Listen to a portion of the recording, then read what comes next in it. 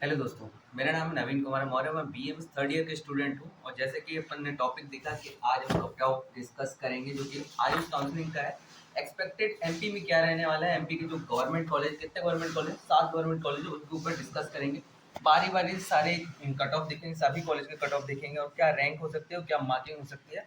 तो चालू करते हैं। उससे पहले सब्सक्राइब कर लो जिन लोगों ने सब्सक्राइब नहीं किया, और लाइक कर देना।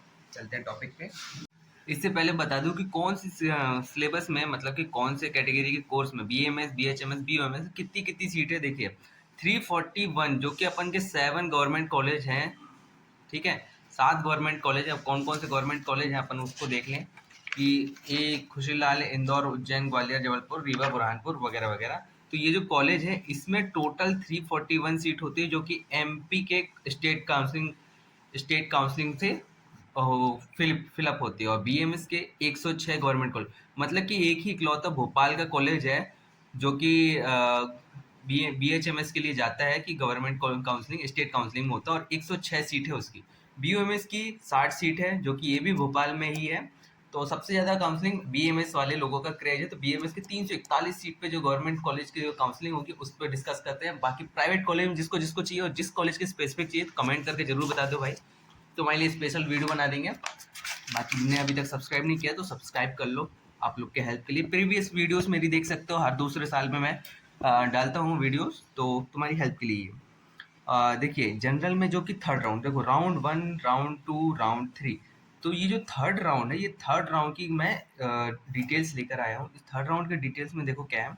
पंडित खुशीलाल जो कॉलेज है, मतलब कि गवर्नमेंट का मध्य प्रदेश में टॉप का कॉलेज है, सबसे टॉप का कॉलेज है। इसकी इतनी ज़्यादा डिमांड है कि बता नहीं सकते, क्योंकि ये ऑल इंडिया काउंसलिंग में भी जाती है, इसकी सीट्स जाती है। तो 100 सीट में से 63 सीट हैं, बस 63 सीट्स हैं जो कि खुशीलाल में काउंसलिंग में पार्टिसिपेट करते हैं, स्टेट काउंसलिंग में। ठीक है, तो देखो लास्ट ईयर जो थर्ड राउंड में गया था 2024 में, 2024 का है ये रिकॉर्ड। 2024 के हिसाब से जनरल में 1 लाख तक की रैंक गई थी।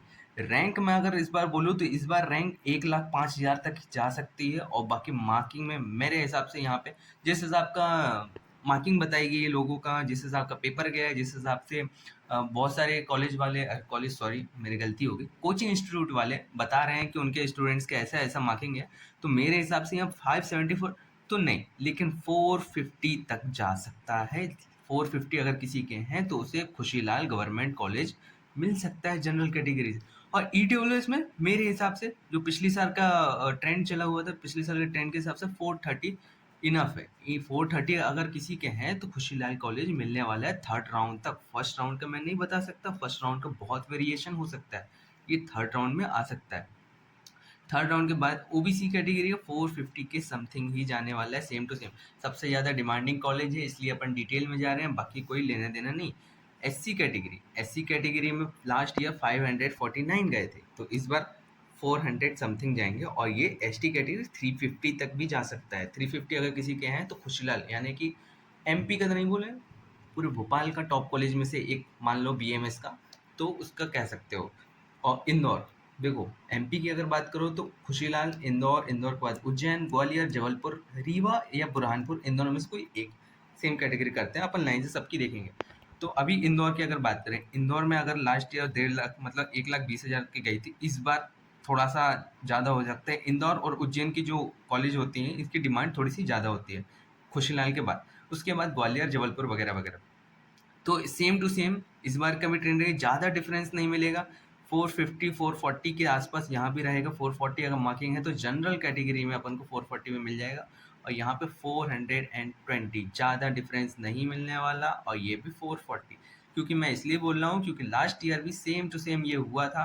चेंजेस आए थे थर्ड राउंड में जाने में, थोड़ा सा ज़्यादा वेरिएशन आएगा, क्योंकि जनरल और ओबीसी में अब यहाँ पे दिक्कत ये है कि ये एक्सपेक्टेशन है इतनी इतनी होगी, और ये हुआ भी है पिछले साल। मैं क्या है कि एमपी आयुष काउंसलिंग को ही ज़्यादा ध्यान देता हूँ, एमबीबीएस का नहीं। तो मुझे थोड़ा सा अपना अंदर से लगता है, तो जो मैं बताता हूँ वो होता भी है बहुत हद तक, 99% तक होता है। 444 मार्किंग अगर एससी के दिए तो यहाँ पे 400 के आसपास सेफ है। और ये भी 350। इंदौर और same to same Gwalior, Ujjain का भी यही होगा। उज्जैन में भी ज़्यादा चेंजेस नहीं मिलने वाले, थर्ड राउंड तक लड़ाई होगी, क्योंकि शायद ही कोई मेरे हिसाब से शायद ही नेक्स्ट ईयर यानी 2026 में जाना चाहिए। मैक्सिमम लोग यहाँ पे आके एडमिशन लेना चाहेंगे, एडमिशन ले लेंगे और एडमिशन लेके अपने आप को सिक्योर फील कराएंगे। तो इसलिए ग्वालियर और जबलपुर की बात करें, अगर ग्वालियर और जबलपुर की बात करें तो इन दोनों में थोड़ा सा सिमिलर आता है। जैसे मैंने बताया इंदौर और उज्जैन में सिमिलर आता है, वैसे ही ग्वालियर और जबलपुर में सिमिलर आता है।